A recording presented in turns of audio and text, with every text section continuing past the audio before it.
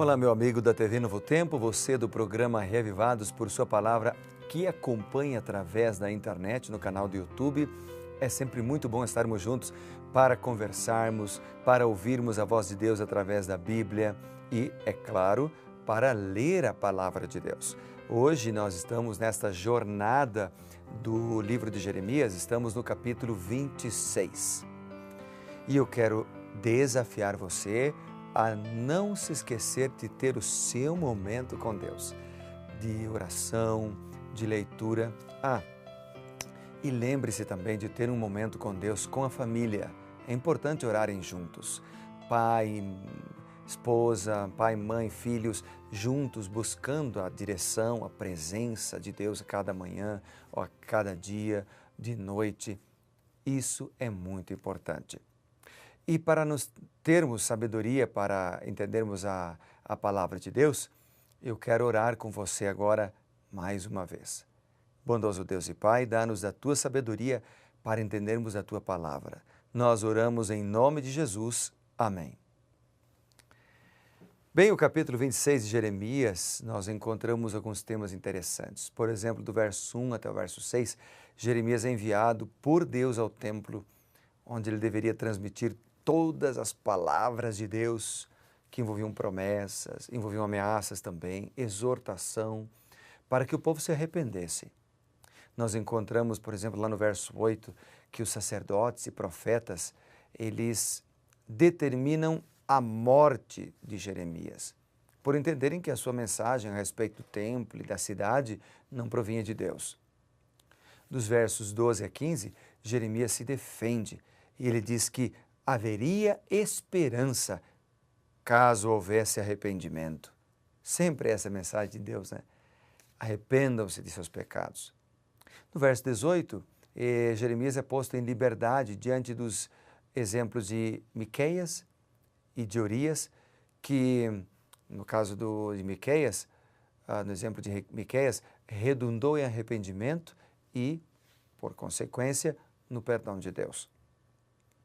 O capítulo finaliza, então, informando que Jeremias foi protegido e ele foi salvo da morte pela influência de um senhor chamado Aicão.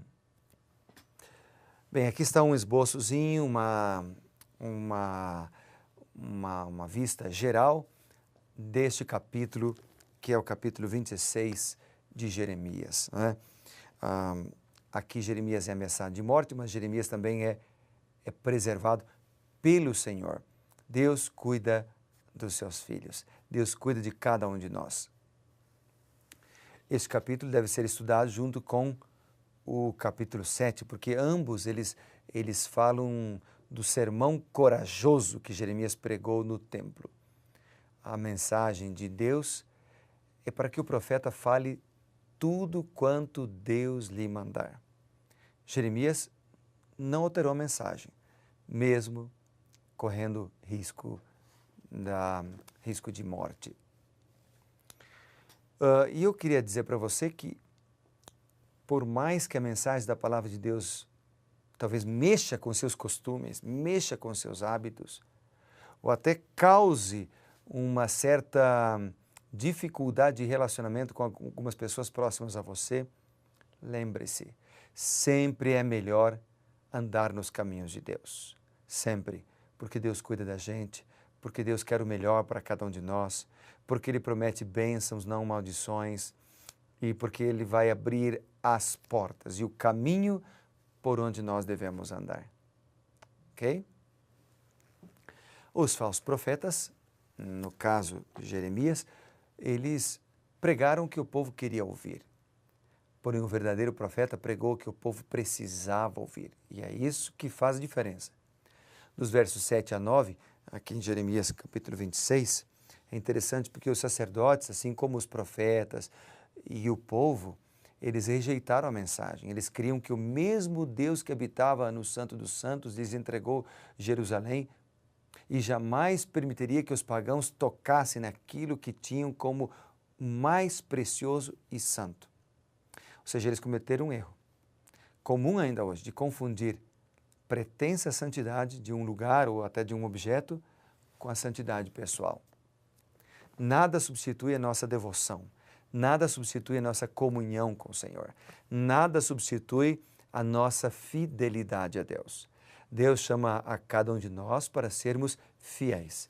Deus chama a cada um de nós para sermos íntegros. Deus chama cada um de nós para devolvermos a Deus aquilo que lhe pertence.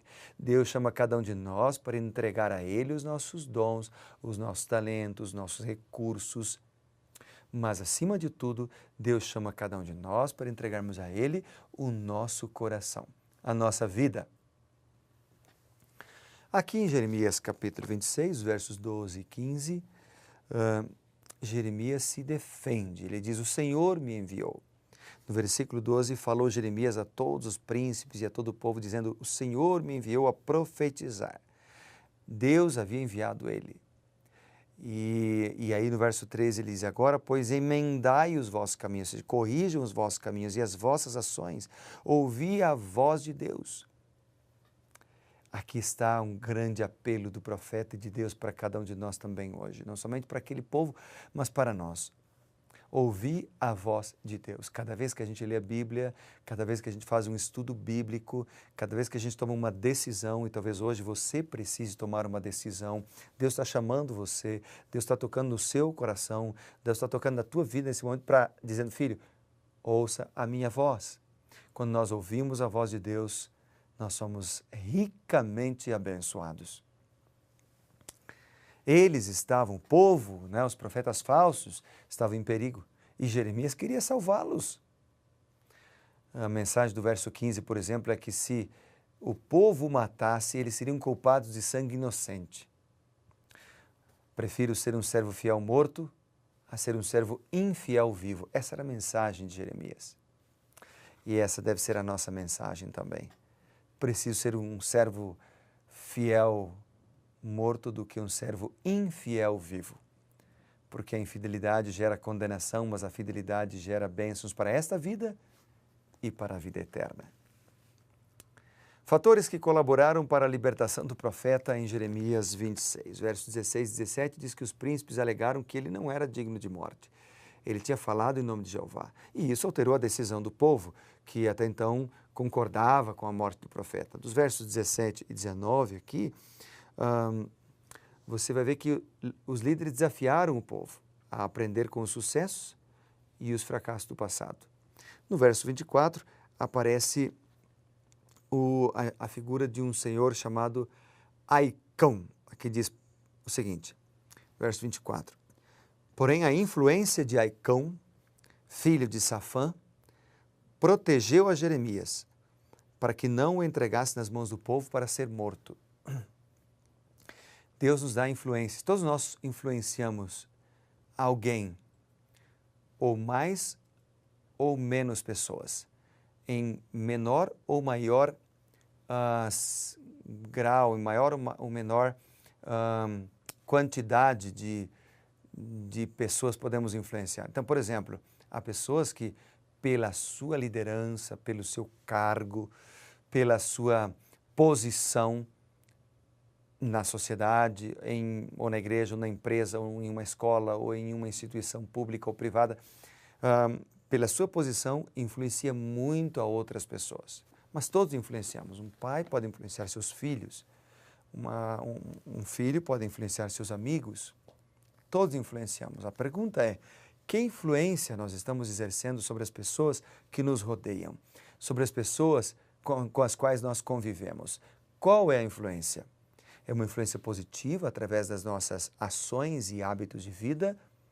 Nós estamos influenciando as pessoas a serem honestas, a serem leais, a serem amorosas, a serem fidedignas, ou estamos influenciando elas a serem infiéis?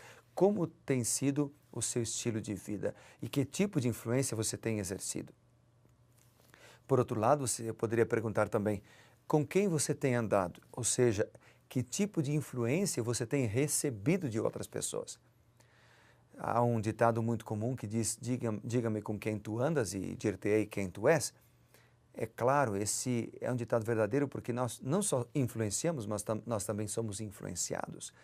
Portanto, Quais são as influências que você tem recebido, não só das pessoas, mas também dos programas que você assiste, na televisão, das páginas que você vê na internet, das músicas que você tem escutado?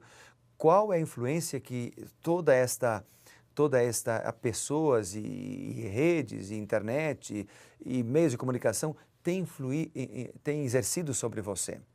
Qual ou quais são as influências que têm você se submetido, o que tem marcado a tua vida?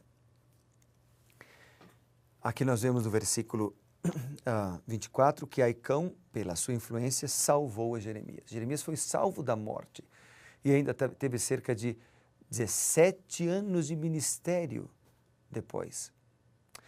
Já Urias, mencionados no verso 23, perdeu a vida.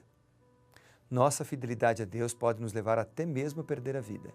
Mas nenhuma tribulação, angústia, perseguição, perigo ou espada pode nos separar do amor de Cristo e nos afastar da vida eterna. Romanos 8,38 fala sobre isso. Não podemos nos encontrar escondidos atrás de uma capa de religiosidade. Todos um dia compareceremos diante do tribunal daquele que tudo vê, tudo julga corretamente. Então, sejamos fiéis. O mesmo Deus que profere os juízos, Ele também apela para que nos arrependamos, para que confiemos que seu maior anseio é transformar a maldição em bênção. Os fracassos, querido, os fracassos, as vitórias relatadas na palavra de Deus devem nos ajudar a discernir entre o que é certo e errado. Então, estudemos a Bíblia, busquemos nela a orientação para as nossas decisões. No caso de Jeremias, aqui 26, os líderes mostra o fracasso dos líderes, né? Os líderes em qualquer posição não devem ignorar o peso da sua influência. Veja que o mesmo povo que, por indução dos sacerdotes e profetas, concordava com a morte do profeta, logo estava do lado dos príncipes, absolvendo ele. Então, nós temos influência como líderes e precisamos de Deus receber forças para termos uma influência positiva. Vamos orar por isso? Querido Deus, dá-nos sabedoria para que sejamos líderes e homens e mulheres de Deus e possamos influenciar positivamente as pessoas. Nós oramos por isso, em nome de Jesus. Amém. Deus te abençoe, querido. Grande abraço, seja revivado por sua palavra. Até mais.